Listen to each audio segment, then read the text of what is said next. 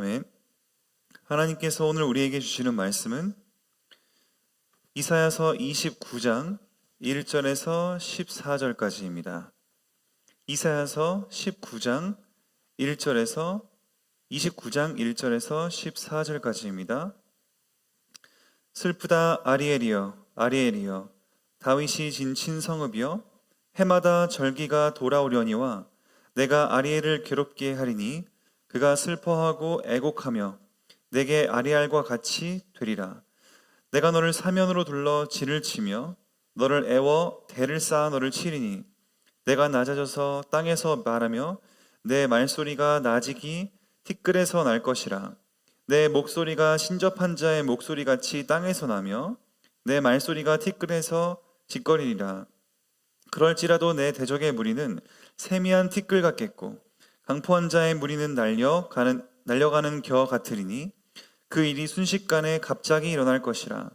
만군의 여호와께서 우레와 지진과 큰 소리와 회오리 바람과 폭풍과 맹렬한 불꽃으로 그들을 징벌하실 것인즉 아리엘을 치는 열방의 무리 곧 아리엘과 그 요새를 쳐서 그를 곤고하게 하는 모든 자는 꿈같이 밤의 환상같이 되리니 줄인 자가 꿈에 먹었을지라도 깨면 그 속은 여전히 비고 목마른 자가 꿈에 마셨을지라도 깨면 곤비하며 그 속에 갈증이 있는 것 같이 시온산을 치는 열방의 무리가 그와 같으리라.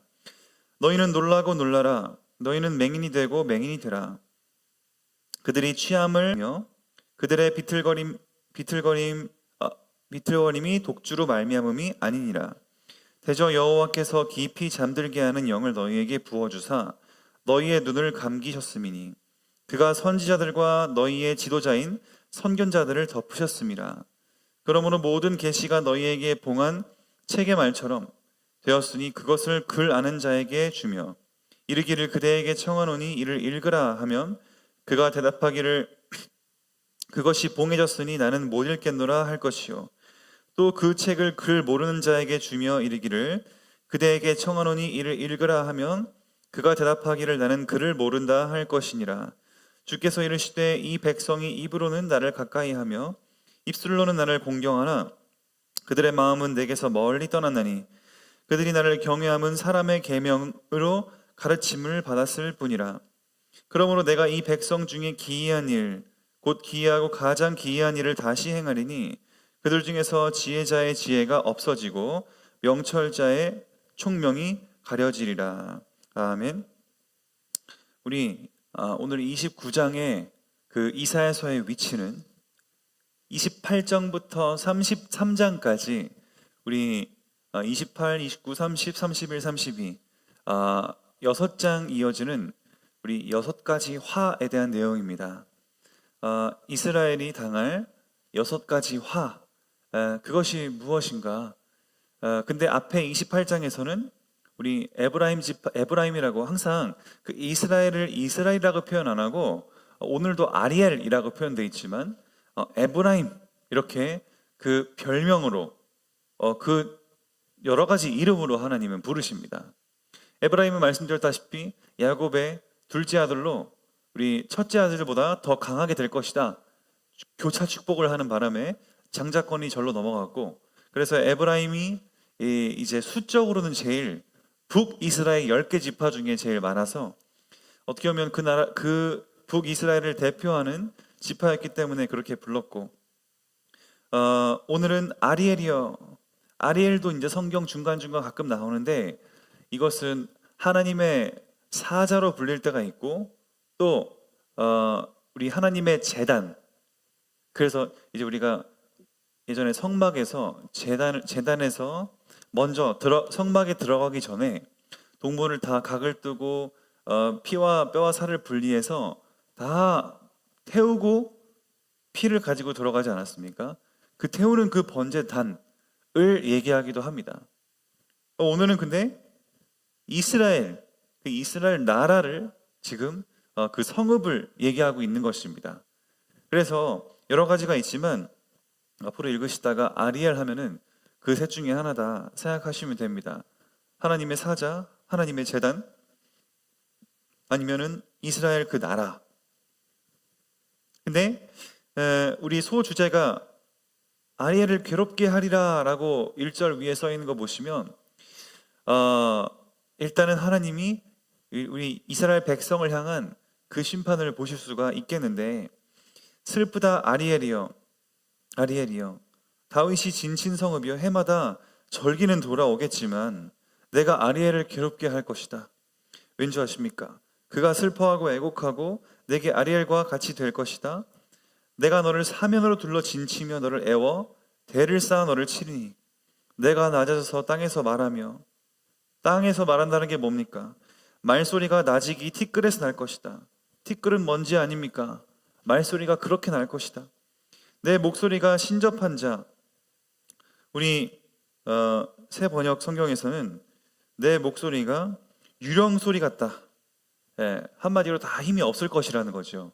전혀 먼지 속에서 나는 것, 땅바닥에 붙어가지고 말하는 건 어떤 그런 비참의 상태를 나타내고 있습니다.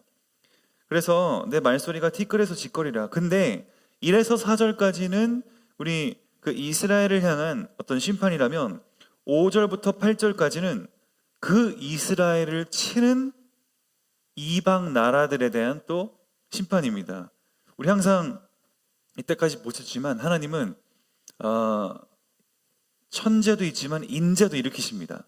근데 그 인재를 주위에 어떻게 하면 이 나라들을 활용하시는데, 이전에는 아수르를 활용하셨다고 하면은 우리 역사가 어떻게 됩니까? 아수르의 힘이 빠지니까 이제는 그래, 우리 아수르가 힘이 빠졌으니까 이제 애굽에 붙어야겠다 해서 친애굽 정책을 펼쳤다가 또 아수르한테 또 된통 당하고, 그 다음에 바벨론 밑에 나라한테 또 당하고, 계속 철새 정치를 해도 안 되는 것을 볼 수 있습니다. 근데 우리 지난번에 열국을 향한 심판 13에서 23장까지 우리 봤을 때만 해도 그 여러 나라가 다 멸망하는 것을 보게 됩니다. 근데 그 이유는 딱 한 가지였습니다. 하나님은 그 이방 나라들을 도구로 사용하셨습니다. 우리가 성경에서는 그런 표현 많이 씁니다. 도구. 우리도 기도할 때 그런 표현 많이 쓰지요. 하나님, 제가 하나님의 영광을 위한, 하나님의 영광을 드러낼 수 있는 도구로 사용해 주시옵소서. 영어로는 instrument, 우리 악기로 사용되게 해 주시옵소서. 근데 우리 도구로 사용된다 했을 때 그들이 도구로 쓰임 받는 줄을 알아야 되지 않습니까? 근데 그들이 도구로 쓰임 받기를 인정하지 않는 것입니다.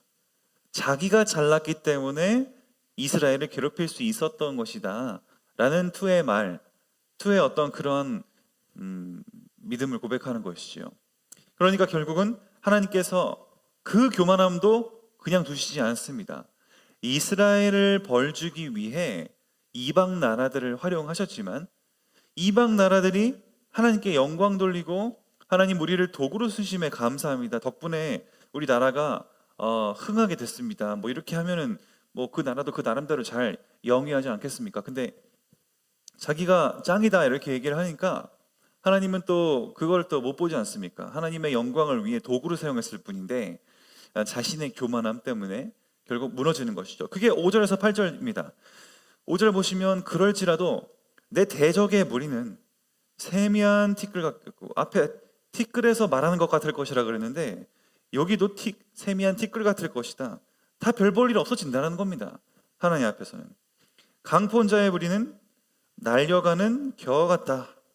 얼마나 가볍습니까? 우리 타작마당에서 팍팍 치면은 겨만 날아가지 않습니까? 그리고 그 일이 5절 후반에 순식간에 갑자기 일어날 것이다. 이건 뭘 얘기합니까? 우리가 보통 일반적인 어떤 상식과 그런 수준들이 있지 않습니까? 뭔가 이렇게 점진적으로 뭐가 이렇게 자연이 덮친다든지, 뭔가 지구 온난화도 막 서서히 올라가고, 그런 어떤 점진적인 것들이 있습니다. 왕이 죽으면 그 다음에 슬슬 반란이 일어나서 쿠데타와 여러 가지의 뭐 이렇게 그런 것들이 변화가 일어나고, 근데 이거는 그냥 갑자기 일어날 것이다. 이건 뭡니까? 상식을 초월하는 하나님의, 그냥 아무도 갑자기 이게 무슨 일이야, 우리 보통 그러면 어떻게 합니까? 이해할 수 없는 거 아닙니까? 갑자기 이게 무슨 일이야 이게. 갑자기 인재와 천재, 욥 같은 경우가 그렇죠. 갑자기 이게 무슨 상황인가. 인재 천재 인재 천재 네 번이나 일어나는데, 중요한 것은 그만큼 하나님의 절대적인 그 하나님의 권위와 하나님의 심판하심을 나타내고 있는 것이죠. 아무리 주술사나 그 당시에 술객들을 불러도 이게 왜 일어났겠냐. 지금 뭐 철이 바뀌어서 뭐 일식대입니다. 뭐 아니면 뭐가 있어야 되는데 그런 게 전혀 없다는 것이죠. 갑자기 일어날 것이다. 이것은 하나님의 절대적인 심판, 상식으로 납득할 수 없는 하나님의 그 주권을 드러내는 심판일 것이다 라는 의미를 우리가 해석할 수가 있겠습니다. 그리고 6절에 만군의 여호와께서 우레와 지진과 큰 소리, 회오리 바람, 폭풍, 맹렬한 불꽃 이런 것들로 징벌하실 것인데, 아리엘을 치는 열방의 무리는 꿈같이 환상같이 이렇게 쭉 그런 내용이 나옵니다. 그러면서 9절부터는 13절까지 9절 위에 소주제가 뭡니까? 이거 마태복음에서 많이 봤죠. 예수님이 인용하신 이사야 여기를 인용한 겁니다. 입술로는 공경하나 마음은 떠났다. 사실 신약 성경에서 제일 많이 구약 성경에서 제일 많이 인용되는 게 우리 이사야서입니다. 그러니까 예수님도 이사야서를 참 즐겨 인용하셨고, 그만큼 이사야서에 바리새인과 서기관들 그리고 비복음스러운 내용에 대처할 수 있는 그 복음의 성격을 띠는 구절들이 참 많다는 것이죠. 그러니까 변론하기 좋은 구절들이 많다는 겁니다. 아주 그래서 이사야서를 제2의 복음 성경의 요약이다, 또 복음서다, 제2의 복음서다 이렇게까지 얘기를 하는데, 우리 또 66권이 바로 성경 66권과 구조가 닮아 있는 것도 그렇지 않습니까? 1장부터 39장은 예수님 오시기 전에 구약 성경처럼 심판에 대한 내용, 40장부터 66장까지는 마치 마태복음의 복음의 좋은 소식을 가져오듯이 갑자기 푸른 마르고 꽃은 시드나 여호와의 말씀이 영원히 서리라, 갑자기 분위기가 그냥 바뀌어 버립니다. 여러 가지 이런 것을 통해 이사야서가 많이 인용되는데, 하여간 9절에 보시면 너희는 놀라고 놀라라, 맹인이 되고 너희는 맹인이 될 것이다, 취함이 포도주 때문이 아니다, 비틀거림이 술 때문 아니다 하시면서 쭉 보시면 책을 읽어라 하는데도 아무도 못 읽을 것이다. 13절에 왜 그렇습니까? 중요한 거는 앞에 다 형편없을 것이다 이런 얘기인데, 13절에 이 백성이 입으로는 나를 가까이 하는데 입술로는 나를 공경하는데, 이 말은 무슨 말입니까? 말은 주여 주여 잘한다는 것이죠. 믿습니다 믿습니다 잘한다는 것입니다. 근데 그들의 마음은 내게서 멀리 떠나나니 그들이 나를 경외함은 사람의 계명으로 가르침 받았을 뿐이라. 이게 세 번역에도 잘 나와 있습니다. 세 번역 보면은 그들이 나를 경외한다는 말은 다만 들은 말을 흉내내는 것일 뿐이다. 뻐꾸기는 말이죠. 어디서 들은 거 그냥 인용하는 거. 예전에 우리 마태복음 지나다 보면은 읽으시다 보면 이런 순간들이 있습니다. 주여 주여 하는데 왜 우리는 못 쫓아냅니까? 자기도 주여 주여 했다 이거죠. 근데 예수님은 아무도 주여 주여 하는 자마다 구원 얻을 것이 아니다, 이 마음에 대한 어떤 그 중요성을 말씀하시고 있는 것입니다. 산상수훈 중에 팔복도 마음이 가난한 자가 복이 있다고 하시고, 마음이 청결한 자가 하나님을 볼 것이라 그랬습니다. 근데 이들의 어떤 문제점은 무엇인가냐? 하나님께서 뭘 지적하시는 것이냐면, 입술로는 주여 주여 믿습니다 열심히 외치는데 말로는 아주 그냥 청산유수, 그냥 목사 이상입니다. 근데 우리 마음이 내게서 멀리 떠났다, 마음이 멀리 떠났다 이렇게 나와 있습니다. 저희가 이번을 통해서 항상 이런 식으로 이 어떤 그 큰 골격은 비슷합니다. 장마다 하나님은 심판하시고 회복의 메시지를 주십니다. 근데 심판하실 때는 이유가 반드시 들어갑니다. 오늘 근데 이 회복이 아니라 어떻게 보면 이 심판의 그 근거가 되는 말로만 하고 마음은 떠났다라는 그 내용에 우리가 핵심적으로 생각해 봐야 될 게 무엇이겠습니까?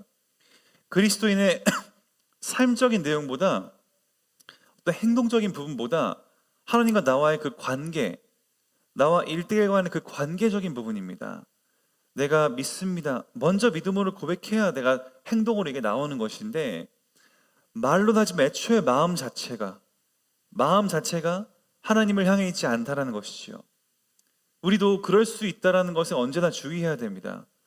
우리가 이 주일날에 이틀 전에 불과 말씀을 받으셨어도 오늘 아침에 뭔가 기분 안 좋은 사건이 일어났다면, 그리고 하루 사는 중에 뭔가 안 좋은 일이 일어났다면 언제든지 우리는 하나님이나 이 하나님을 의지하는 의존도가 떨어지고 세상을 향한 어떤 비난과 불평 혹은 세속적인 방법, 인본주의적인 방법을 더 쉽게 이용할 수가 있을 것입니다.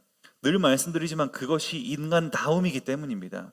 우리는 로봇이 아니고 인간적인 모습이고, 그렇기 때문에 우리는 하나님, 우리를 창조하신 그 하나님의 설계대로 하나님과 함께 해야지만 행복할 수 있는 존재이기 때문에, 그럴 때에 하나님을 믿어야 되고, 우리는 부족한 믿음을 어떻게든 성장시키려고 애쓰는 게 아니라 이번 주일날에 받은 말씀대로 그 부족한 믿음 그대로 나아가면 됩니다 라는 것으로 우리는 그냥 하나님 나아가면 됩니다. 근데 우리의 믿음이 약해지고 또 사탄의 어떤 유혹과 이런 잡생각들이 우리에게 들어오게 됐을 때에는 내가 그래도 뭐 이 정도 신앙생활 했는데 여기서 무너지나, 그런 것들이 이제 섞이다 보면은 희석되고 나의 믿음과 나의 복음이 희석되다 보니까 결국 이렇게 마른 청산 유순대 믿음이 전혀 없는 그러한 모습을 사실 예수님은 말씀하고 있으신 겁니다. 이건 다 하나님이 지금 이사야 선지자를 통해 이 기록하도록 시키시는 일인데, 하나님께서는 분명히 이때부터 말씀하시죠. 마른 청산 유순대 입술은 전혀 그 마음은 전혀 하나님을 떠나 있는 것이 예나 지금이나 별로 다를 것이 없다는 것입니다. 그렇게 봤을 때 우리의 인간성이 별로 달라지지 않는다는 것이죠. 그러니까 이게 진화라는 게 없는 겁니다. 그런 상황을 자꾸 겪으면 인간은 그렇게 하지 않기 위해 뭐 진화에 따르면 또 적응하고 또 잘 돼야 되는데, 인간은 늘 같은 상태거든요. 인간은 늘 하나님 없이는 안 되는 상황입니다. 진화로서 뭐 유신 진화론 요즘 많이 나오는데, 아메바에서 커가지고 원숭이 했다가 뭐 오스트랄로피테쿠스 했다가 인간이 됐을 때 영혼이 딱 왔다. 그렇게 짬뽕, 진화와 창조가 섞인 것, 그것은 전혀 성경적이진 않지요. 그래서 오늘 말씀처럼 인간은 예나 지금이나 별반 다를 게 없이 똑같이 하나님을 필요로 하는 존재이며, 이것은 전혀 우리 상황이 적응한다고 해결되는 부분이 아니라, 상황이 나아지든 안 나아지든 우리는 늘 하나님을 바라고 하나님과의 관계를 우리는 이렇게 우리의 믿음에 귀 기울여야겠습니다. 하나님과 관계에 우리는 늘 살펴야 되는 것이지요. 내가 혹시 입술로만 하고 마음은 공허하지 않는가, 마음은 비어있지 않는가. 그럴 때에 우리는 내 믿음이 있는 그대로, 내 부족한 모습 그대로 나아가는 겁니다. 그러한 축복이 있으시기를 예수 그리스도 이름으로 축복을 드립니다. 기도하겠습니다. 하나님 아버지, 오늘 말씀의 제목이 열심을 넘어 진심으로입니다. 우리가 열심히 고백하고 말로는 믿는 주여 주여 할 수 있겠지만, 이스라엘이 망하는 이유는 마음이 멀리 떠나 있었던 것을 확인하게 됩니다. 하나님, 우리가 하나님을 향한 그 마음, 심령, 그 진심이 우리에게 회복되게 하시고, 하나님과의 관계 속에서 우리가 하나님의 사랑과 은혜로 하루를 잘 살아갈 수 있도록 축복해 주시옵소서. 우리의 믿음을 날마다 들여다볼 수 있는 성찰이 있게 하시고, 하나님, 우리가 스스로를 돌아보는 그 성찰이 우리에게는 은혜의 통로가 되는 축복이 되게 해 주시옵소서. 예수 그리스도 이름으로 감사하며 기도드립니다. 아멘.